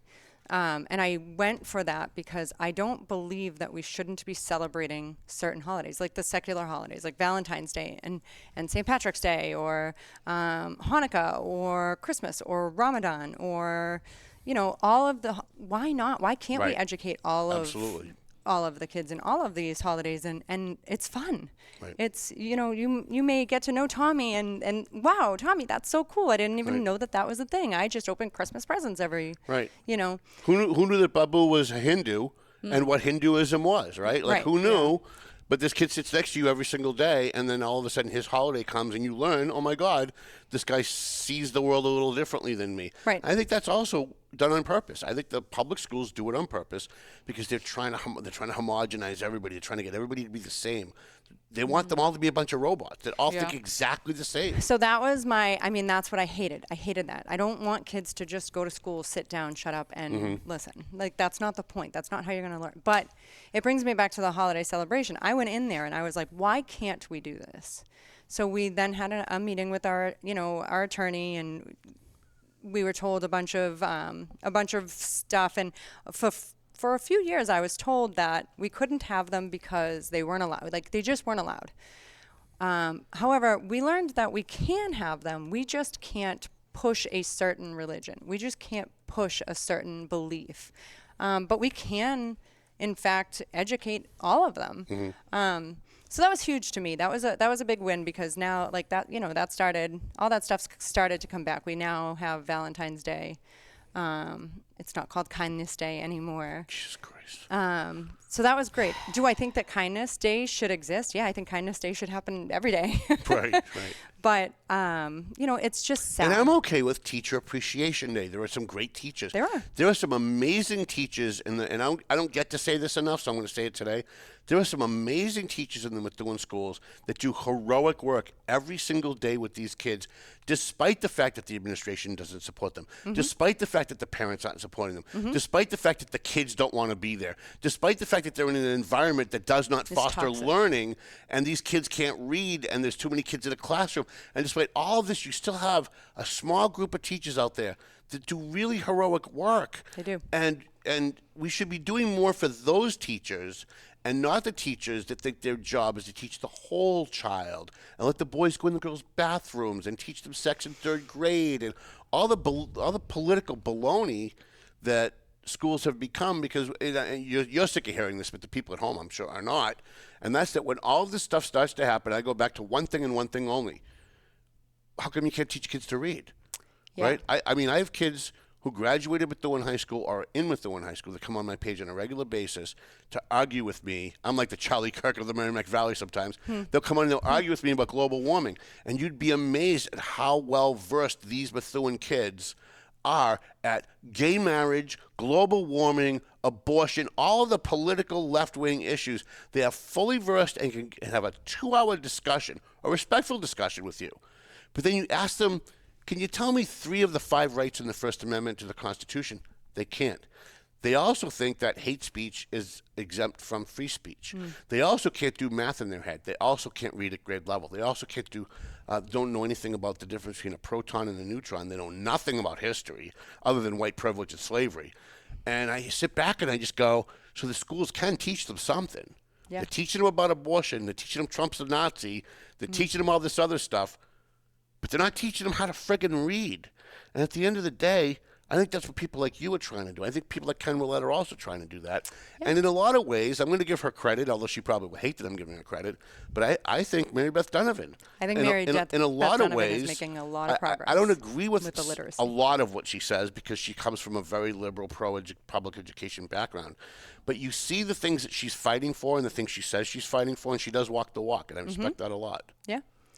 Yeah, I mean, the literacy, I mean, I've questioned the literacy rates for years. I mean, I have a different view on that, and I have the parent view on that, and I have a lot of parent friends in Methuen, so I know more. The problem I have with the extra stuff is before you bring in these mental health programs, and before you bring, and I believe me, I'm 100% a supporter in mental health, but before you bring in these extracurricular things, let's focus on the reading and the writing and the math. And, you know, I just want to bring it back to reading, writing, and math. I also, and I don't know if I should even say this, but I hate computers. I hate that they do so much work on computers. Well, you know why? Why? So this is something that every educator should know, and you guys should all be doing research. Don't believe me. Fact check me if you want. The Microsoft and Bill Gates and all these computer companies donate these computers to the schools so they can track your kids. And they do track your kids. And they lie and say that they don't. They buy them. But, well, whether they buy them or they get donated, I know a lot. In Lawrence, they're all donated. Yeah, in Methuen, maybe they're not. But they want your kids to be using these computers because it dumbs them down. Right, it's one of the reasons they can't do math in their head. Spell check, they can't write. If you gave them a piece of paper and a pen and said write a paragraph, you would know who your non-readers are. 100%. And non-spellers are. And they also track these kids because while they're using the computer at school, you know they're surfing, you know they're going to Google, they're looking up things that they're interested in, and it tells these, and it tracks them, and it tracks them by name because it gives them an email that they can use at home. So now they're tracking them at home, and that's all 100% true. Do not email me and tell me it's not true unless you Google it and you fact check it because it's 100% true. Yeah, I mean we have this system where we do have these, you know, where they can just go surfing on anything on the computers. Right. I mean there are blockers. There are blockers. My thing is the literacy rates and why I was questioning them to begin with, because I think I got a lot of heat for that. Like I didn't know what I was doing. I was uneducated. I was, you know, an idiot. I was all of these things. But when it came down to it, at the end of the day, like you look at, and it's a problem every time I bring it up. You look at your MCAS scores, and our district is it's a tough number. It's a tough pill to swallow. Grades 3 through 8 is at 27% or somewhere around those. I mean, last year I know it was 34%, so I'll go with last year. We're reading at grade level. Now, when we get our assessments from within the district, we're told that is what tests reading. Well, when you look up MCAS is literally a literacy test. It tests your reading, it tests your writing. I mean, it is literally a literacy test. So, and what most people don't understand about MCAS is MCAS does not measure the students; it measures the teachers. It measures whether the teachers did. Okay, I don't want to take credit for any of this. I wanted to mention that because I know that parents are. A lot of parents are against MCAS because my kids don't test well. Those are the ones that you want testing because it shows where the gaps are. It shows what we need to focus more on. It shows when your kid doesn't do well on the MCAS, it is not at all a reflection on your child. It's a reflection on maybe not the teachers, even maybe it's the curriculum. Maybe it's the district as a whole. Where do we need to focus more time so that you are able to develop those skills? So as much as we took away the requirement for graduation for MCAS, I would be a huge advocate in keeping the MCAS because it's the only test that tests for competency. And that's why the teachers unions fought so hard for so long against it. That's why, because they don't want to be measured. They don't want to be held accountable. There are no standard accountability measures for teachers that don't do their job. And we could talk later on why they can't do their job. There are some good excuses. There are some good reasons. The state does not really allow you to discipline some kids, right? It makes it harder when you get disruptive kids in the classroom that you can't remove. But a lot of it, too, is the fact that these teachers are focusing on politics and sex and a lot of this other crap, and they're not. Listen, first class of every day, the kids should sit down and they should be reading aloud. When I was growing up, not that long ago, kid in the first row read the first paragraph, and the kid in the next, and the teacher could easily identify which kids were having a hard time reading, and then put a plan together for that kid to bring them up to speed.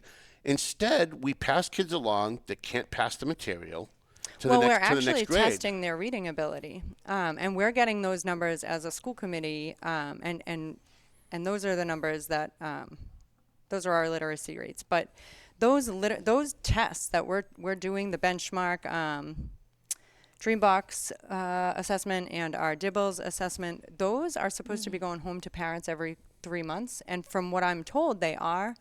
As a school committee member, but like I said before, I do have a lot of friends, and I hear a lot that they are not sent home. And for myself, as a parent, not as a representative of the schools, I've gotten those test results, and they do show that my kids need help, and they do show that my kids are significantly behind. And when I ask, well, based off of your tests are showing me that they in fact do need help. When I ask that, the teachers or whoever I ask that to is, well, those tests really aren't a good measurement. Well, then why are we doing them? Right. Yeah. Why are we using those as our literacy rates? No, intern girl's got 2 kids in the Methuen schools. Have you received your assessments every 3 months? No, not yet. So September, I think it was like September 23rd, that's when they No, were not taken. yet. But Well, we have some I would questions. love to know how many parents are Oh, getting we those. have reader questions? Yes, we have viewer some questions. Excellent. I also want to say hi to a couple of people Sorry. here that are saying hi to Kristen. We have Maria Figueroa. He Maria said Figueroa, hi, sí. Kristen. Hi, Maria. Hola, sí. She has to win. Folks, you have 6 votes in Methuen.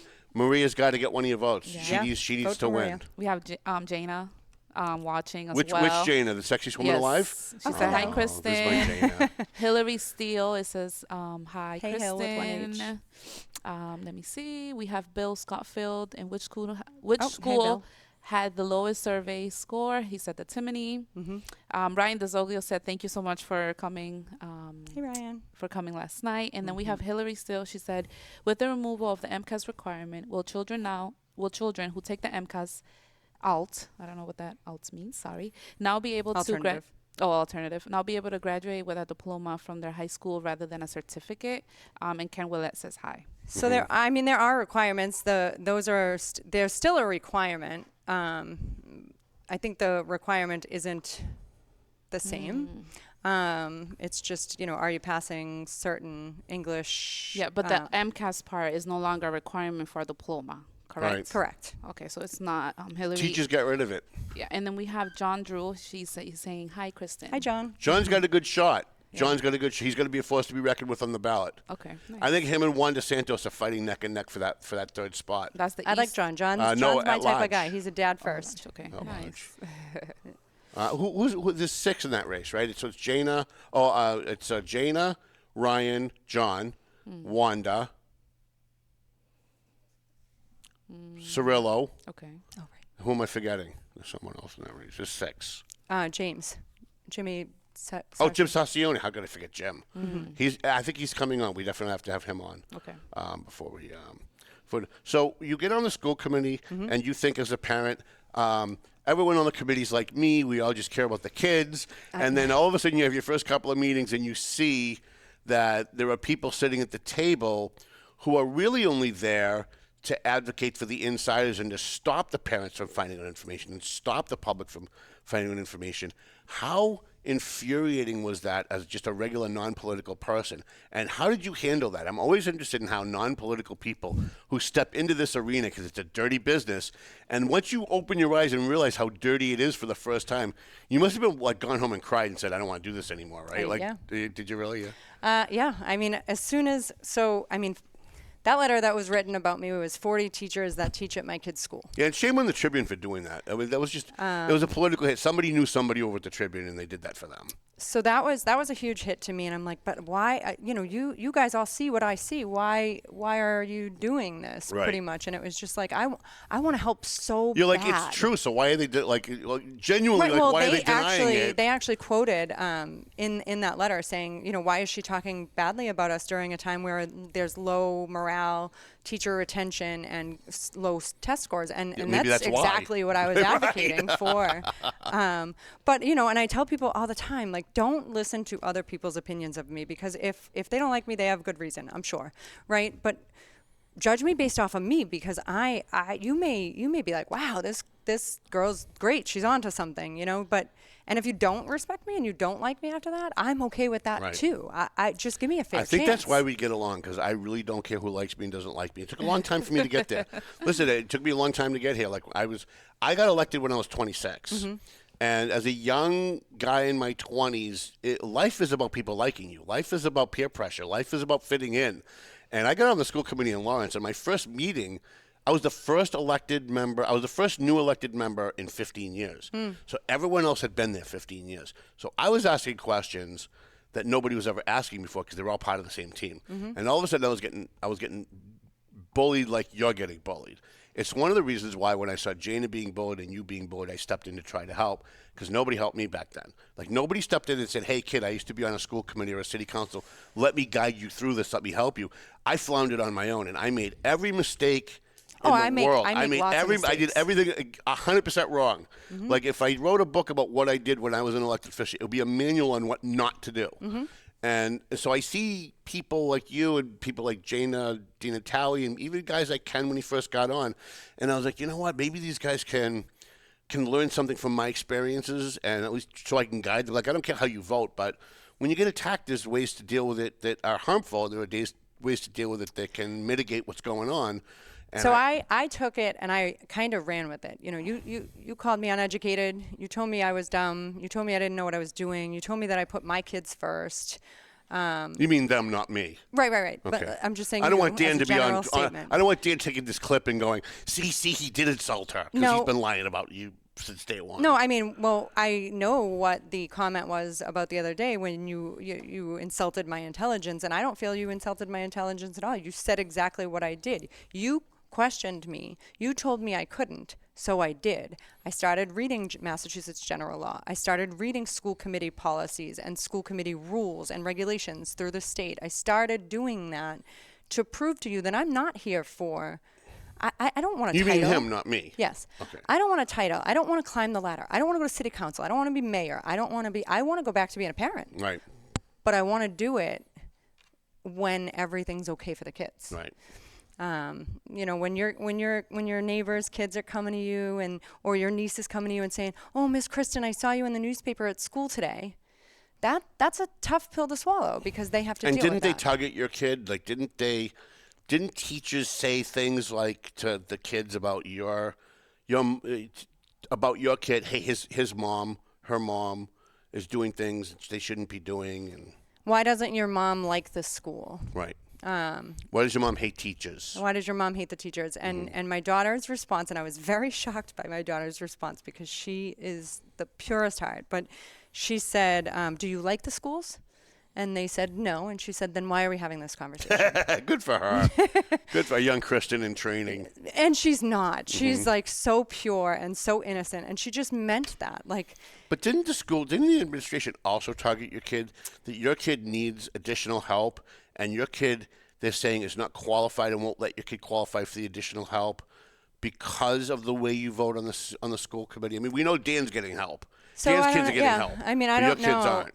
I don't know if that's the case, but I will say, just because I know there are so many parents that struggle with this. Both of my kids struggle with dyslexia. My oldest is 21.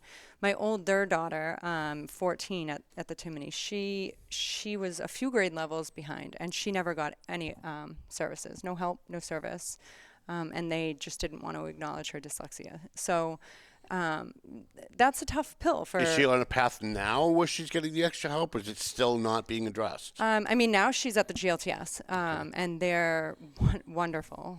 But she went into the GLTS at a 3rd grade reading level. It's outrageous. You know, so, No kid should be passed along from any grade to another grade.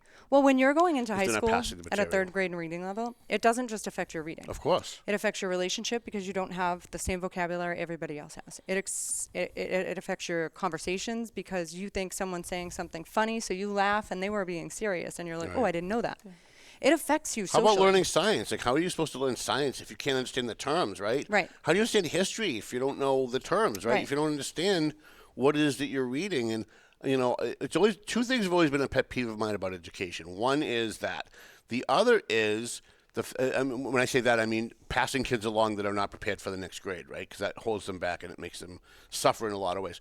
The other is the way they grade kids. They don't grade kids. They don't grade kids anymore. Now it's like he feels good in class. Competent 1, competent 2. Yeah. Right. It's bullcrap. Now, if you have 5 tests and you get 100 on all 5 tests, let's say you get 80 on all 5 tests, your score is 80, and 80 is a B. That's what you should have on your report card, right? If you have 10 tests and you got you add up all the test scores, you divide by 10, and that should be your average. Your grade on your report card. Right. And today it's, well, he felt good, he tries hard. And so what they're doing is they're dumbing down. The rating Yeah, system. so what it is, it doesn't give a parent 7th any grade. understanding on how well the kid is reading, how well he understands science, how well he understands history. And they do that because, like with MCAS, you can't grade how well the teacher's doing if you don't know whether or not the kid understands the material. And then someone like you comes along and goes, hey, wait a minute, and then beat up on you. Yeah, it's tough. It's tough because I want, and like I said, I'm not going to change it for my kids. My kids, I've already filled that. You know, I can't go back. I can't fix that for my daughter. Tell us some of the things we're short on time, but tell us some of the things that are in the audit report that the public needs to know that Dan Shabilia purposely tried to stop the auditors from. You have something? Yeah, I just want to, while she's looking for it, we have Luis Robles. He's saying research shows that the brain doesn't learn as effectively with computers versus They do not. writing. Yep, You have agree. to writing, reading. Yeah. Yep. All right. Go ahead. So, I mean, I've questioned the literacy rate since I started on the school committee. That's always been a problem. I'm always wrong. Every member on the committee will tell me I'm wrong, and that's kind of where that all stemmed from. I liked Dan. I respected Dan. I went into the school committee kind of as a partner with Dan. Like, we're going to fix everything, you know, and Well, he sold out. You don't have to say it. I mean, you're a politician, so I can say it. He sold out. Listen, when the guy ran for mayor way back when, He ran for mayor? He ran for mayor, and I had him on my program. I almost endorsed him for mayor. I was really impressed when I first met Dan. But it's like a lot of other people. You're impressed when you first meet them, and then you get to know them a little bit, and you realize what frauds they are, and you go, oh, I almost fell for that? Like, really? And so I've always given, and in the last 4 years, I have not really dumped on Dan a lot at all. I've kind of watched him and I've hoped that he'd get better, and he did in a lot of ways. He got better in a lot of ways, but he also got much worse in a lot of ways. He became much more arrogant, and he became much more pushy, and he became a bully. And anybody that said anything that didn't comport with his liberal left-wing, let the boys go in the girls' bathrooms bullshit ideology, all of a sudden he would personally attack them. And then, on top of that, he's a coward. He would have his wife get up at public participation and push the issues because he knew if he did it, he would politically suffer for some of the things that the wife says, but she can say it. So he hides behind her. And I just have no respect for any of that. Like, you know, and I'm going to address this. I wasn't going to today, but since we're talking about this, I went on Facebook last week and I talked about him getting his kid into the March school, and he went on his page. He didn't screen capture what I said and post it.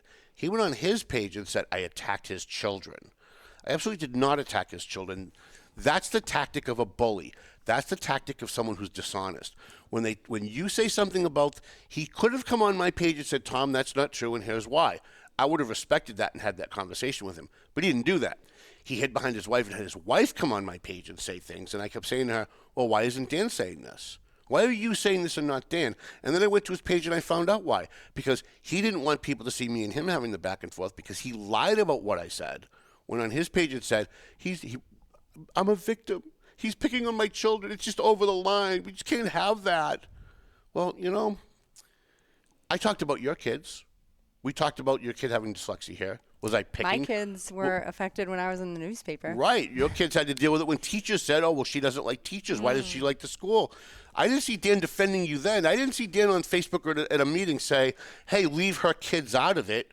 So leave them alone. I didn't take you offending Dan's kids in your comment. I will say that. I did have a conversation with Dan about it. And people always come to me and they're like, will you tell Tom to not? And I have no control of you. You're a grown man. You can say and do whatever you want. Anybody who's met me knows nobody can control Tom. So, I mean, except intern girl. Once in a while, intern girl can do it. That that people think that. But I will stand up for the fact that, like, when you had brought up Dan and going to the marsh, Dan was at the Tenny, and Dan was on the PTO at the Tenny, and that's how I met Dan.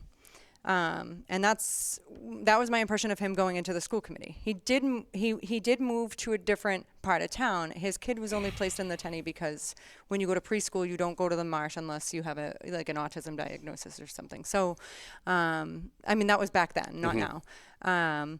So I think he went to the Tenny because his kids were placed there.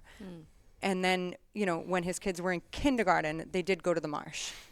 So I did see a change when he switched to the marsh. Of course, he went from being Brandy's biggest critic to being her biggest kiss ass. Well, the Timony and the Tenny are the two schools in the district that are the hardest. They're the lowest rating. And the marsh and the CGS, I never hear anything bad about the CGS. Can I tell you something? Working in admissions, the ratings in Methuen schools, the number one school is the CGS, followed by the marsh. The Timony is the last place, unfortunately. Yeah, and so when you go over there, and I understand where he's coming from because he doesn't see it anymore. He doesn't see the bad, maybe. Right. But you hear it.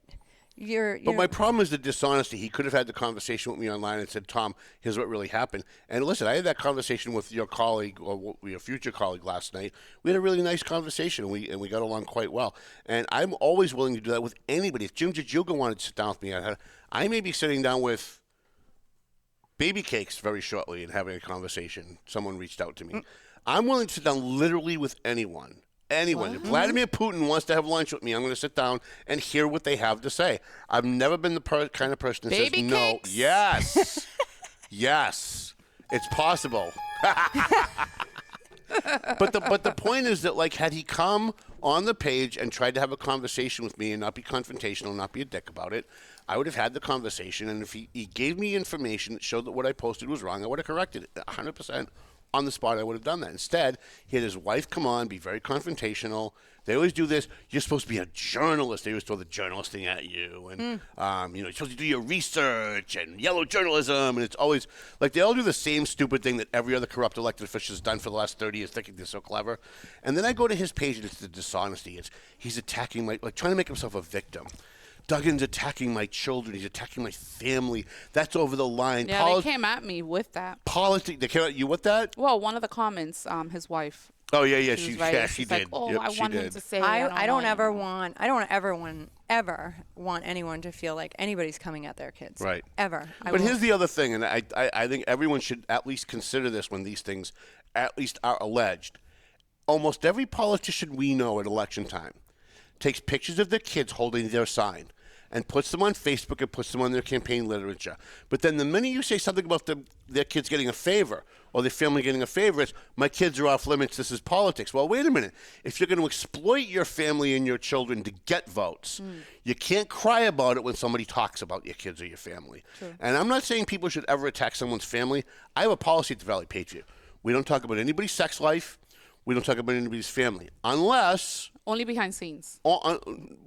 Publicly. I don't write about them. I don't talk about them on the show. Unless the elected official makes them an issue, right? We had an issue in Lawrence with an elected official whose wife did something horrible. I didn't write about it. Everybody jumped on me.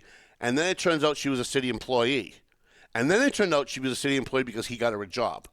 Now, all of a sudden, it's an issue, right? Because he got her the job. That's an issue. If you're gonna make your kids or your family an issue, then I think it's fair game. Otherwise, I'm never going to, I don't care if the mayor of Methuen tomorrow, well, let's find somebody that I don't like. Like, let's say Steve Sable, who used to be on the city council. When he was on the city council, if his brother robbed a bank, right, I'm not writing that story. Even if I would normally write it if it was anybody else, I still won't write that story because I don't think it's fair that a politician should have to suffer and that their For their reputation should have to family. suffer for the stupid stuff their family does, because we all have family members we don't talk to. We all have family members we don't get along with. And it isn't fair. It isn't fair. Hunter Biden, I never talked about Hunter Biden until he got a pardon. Right? Until the father made What him about the the issue. money he made in Ukraine? I don't care. Until the I have family who are like attorneys who are like up here, but then I have family in jail. Right. Like it's a you never know. So we I- have Luis Robles. I'm so Luis sorry. Robles, give I him wanna a make vote in sure- Lawrence. I real want to quick. make sure that I get everyone included that's watching. We really appreciate everyone here. He said another issue is that those MCAS results come out the next school year. That data might not be as relevant when it comes out so late. And then I have my friend Alice Rodriguez saying CGS clapping hands because we went to the CGS together.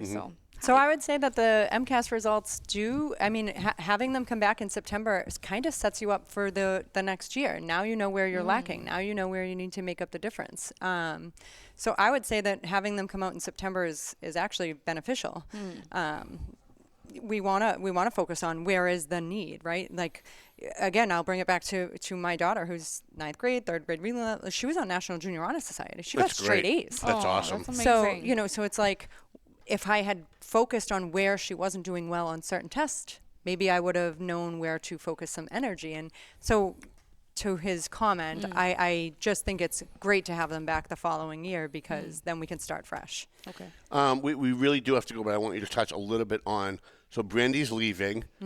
Shame on the other school board members who supported her contract, who gave her a good evaluation, knowing that all this stuff was going on. They knew it, and they poo-pooed you for She was 2 my years doing principal. it. Right. Listen, and by the way, this is nothing personal. I had to say this to Martha last No, night. she's not.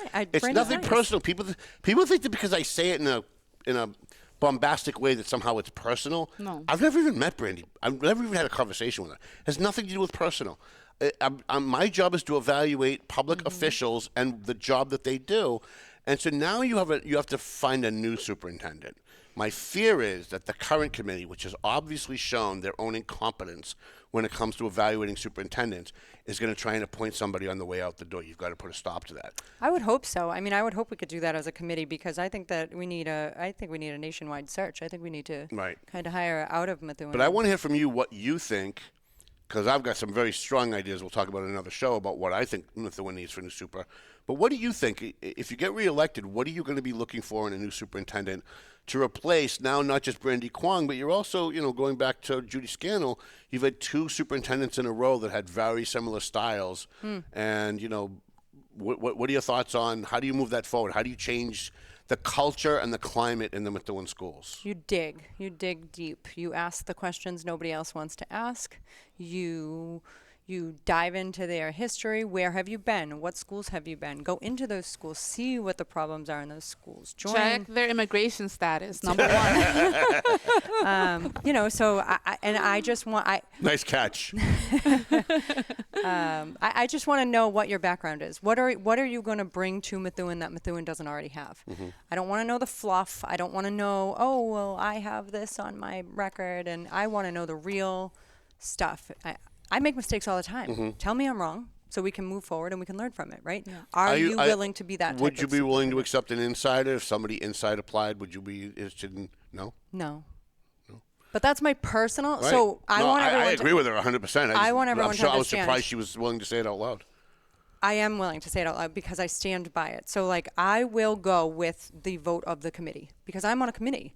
I think that it's our job to have a difference of opinions. It's how we're going to grow. It's how we're going to make change. It's how we're going to. So when I'm the only one at the table voting no, or me and Ken are the only ones voting no, I'm not going to leave and say, you guys are wrong. You guys did wrong. We compiled that as a committee, and that's the decision of the committee. Well, you're a professor. You vote, and then however the result is, you move on, right? So you're not looking from within. You're looking from outside. What do you think are the 2 or 3 qualities that a superintendent coming in are going to need? What should they be focusing on? What should their number 1 priorities be? Patience. patience because it's going to be tough. It's going to be tough to walk into Methuen because there is, as you saw it on the audit, there is a lot. So I guess I would ask them, one, what their stance is on the computers and learning on their computers, right? Because I want kids to read. Books. I want to know, like, don't remove books. You said you want them to read. I want them to read books. Oh, right. Yeah. And academics, I would hope. I was hoping. I hate to feed her an answer, but if academics not in the top 3, I'm in trouble. So I mean, reading is academics to me, right? Yeah. Like it's reading, writing, literacy. That's it. They That's also need to have like the license for that, right? To be a superintendent. I mean, that's step one. That's step one. Well, it's sad that you have to say that, but this is Methuen after all. Right. And like, where do you stand on certain things? Like, what do you think belongs in a school? Like, some things don't belong in schools. Mm-hmm. There's a lot of things in schools that don't belong in schools. Politics, for one, don't belong 100%. in schools. 100%. Especially when they don't teach social studies full time. Yeah, I just don't want anyone that owes anybody any favors. I don't want someone that's going to put themselves first before they put the kids. I want someone that's truly dedicated to raising the next generation. This isn't about a paycheck. This is about you're raising the next adult. Yeah. And it's also not about training the next generation of community activists. It's about teaching kids how to read, teaching them their academic subjects, and letting them decide for themselves what their politics are going to be when they grow up. Letting them decide themselves if they want to support, if they believe in global warming, if they want to believe in abortion on demand, if they want to believe in whatever they want to believe. It should be up to them. You shouldn't be indoctrinating them with political ideas in the classroom. And and here's the thing: we say with curriculum, like one of the dishonest things Dan does. And people like Dan, they say things like, well, you talked about sex in the classroom, and it's just a lie because it's not part of the curriculum. We don't have a policy to talk about these things. So are you trying to give us the impression that it doesn't happen? Because we know that it does. It does happen. So when they say things like it's not part of the curriculum, it's to give people the impression that you're lying when you bring it up and it doesn't happen. Right, they're lying by omission. They're not saying it doesn't happen. They're saying, oh, well, just like when they say illegal aliens, it's a lie. The Democrats aren't trying to fight for illegal aliens to get health care because by federal law, they can't get it. And what they're not telling you is, but then they reimburse the states who do give it to them. So California does give health care to the illegal aliens, and the feds are reimbursing California. So they can have a federal. So this is the lie by omission that all politicians on both sides do. And then we see what's going on with talking about people's preferred pronouns in the classroom. It just doesn't belong there. It just doesn't. Well, it doesn't. If you want to think you're a girl at home, fine, be a girl at home, but that doesn't belong in school.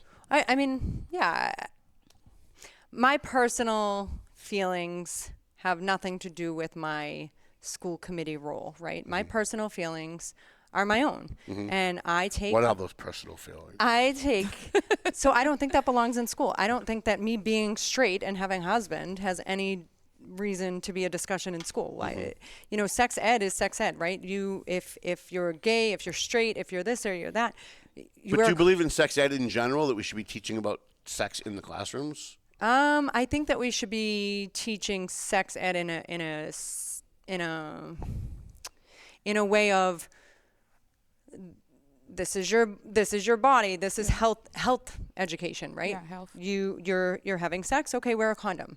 Yeah. Not with who, not where do you stand. At what grades? I'm almost with you. 6 through 8, maybe 5 even, because that's when you're getting your period. I would have said senior in high school, but some of these kids don't have parents to talk to them about. But give the their parent periods an option, or sex or something like that. But I mean, I remember when I was in middle school, we had sex ed, and it wasn't anything like it is today, But I do want to say about my fellow school committee members, we're all there because we want to be, right?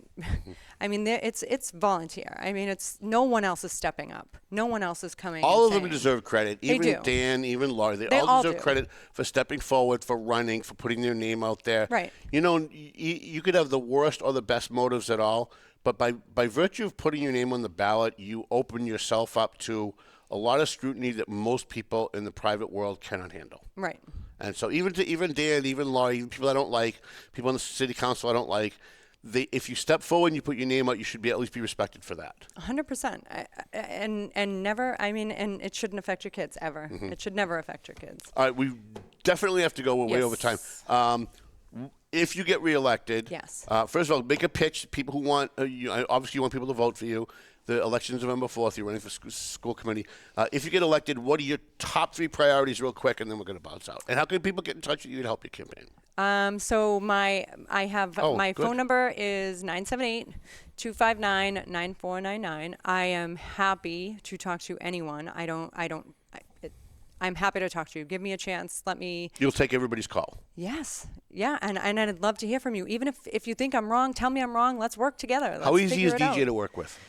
DJ's okay. I mean, yeah, he's receptive. He will hear you out. I actually had a conversation with him last night because, I didn't give him enough credit, and I thought he was just kind of letting things slide and letting things go, because we've had a few conversations, but he's pulled through.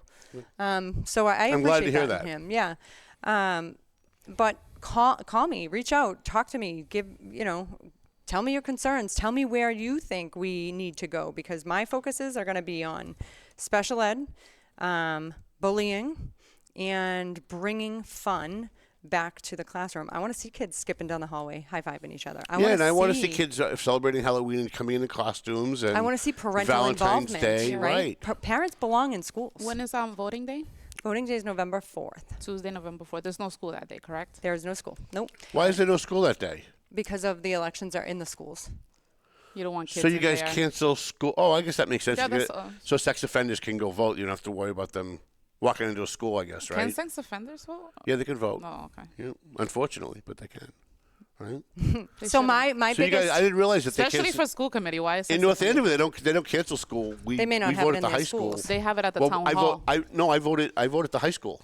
well, the field house at the high school is big enough for all Methuen. Okay. But All we right. don't do it there. Fair enough. I don't know. Shout out. I'm sorry, I didn't mean to interrupt you. I want you to get the last word if you can, as far as your. No, I mean my only last word is vote for me, number 3. Okay, There you go. number 3. Hey. And you should also consider Ken Roulette. He does a great job. Yes. Ken does. And he takes a lot of crap for it. Also did not get endorsed by the teachers union, even though he went to bat for them as well. Which is also interesting. The teachers came onto my page and were like, "You're from North Andover. Why should you have any say? Why are you endorsing candidates in Methuen?" I'm like, how many teachers in Methuen live in Methuen? 7%? 9%? Jesus. And you guys are endorsing candidates? And then, by the way, they always tell you, we have nothing to do with curriculum. Like, you blame the teachers for curriculum, Tom. Why are you blaming the teachers? We have no say over curriculum. I'm sorry, are you endorsing school committee candidates?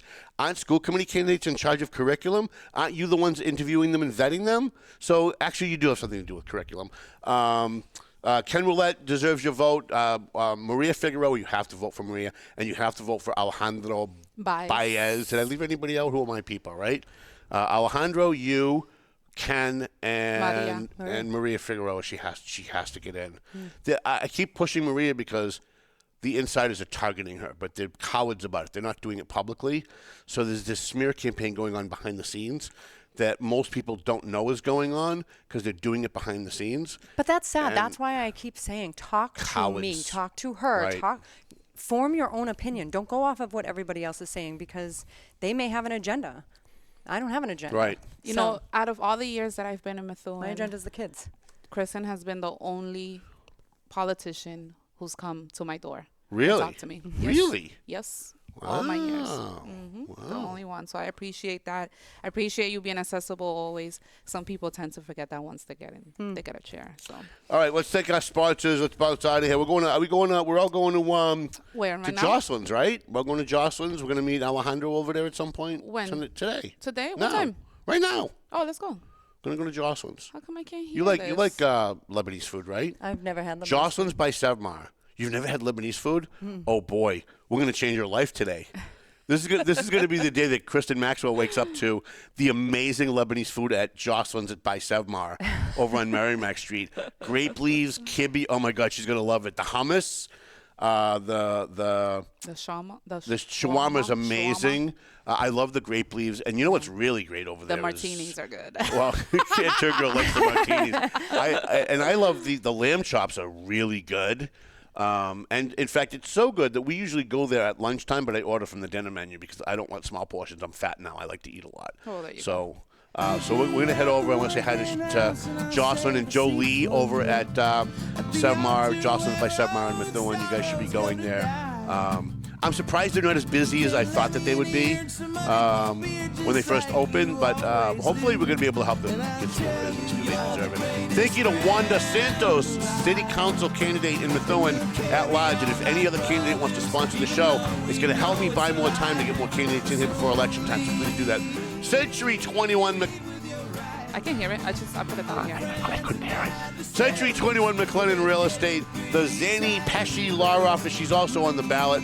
Marcin and Son Construction, Ronnie Marcin's also on the ballot. EIS Investigation and Gun Training, Tomo and Shaken Seafood. Free shout out to JG's Ice Cream. Every time I look up and I see the ice cream on the screen, it makes me, there it is right there. Oh, so It's good. like, oh my God, we're going to stop and get some of that after Sevmar. Clear Path for Veterans New England, AFC Urgent Care, Pleasant Valley Landscaping, Contractors, Doug Mercurio's Prime Insurance in North Andover and North Reading, W3ON Web Design. We have to talk about them more. And 4-Star Lighting, and a free shout out to my buddy Paul Lambert at Lambert and Rendon. Melvin Taylor says you got to go home, so go home already.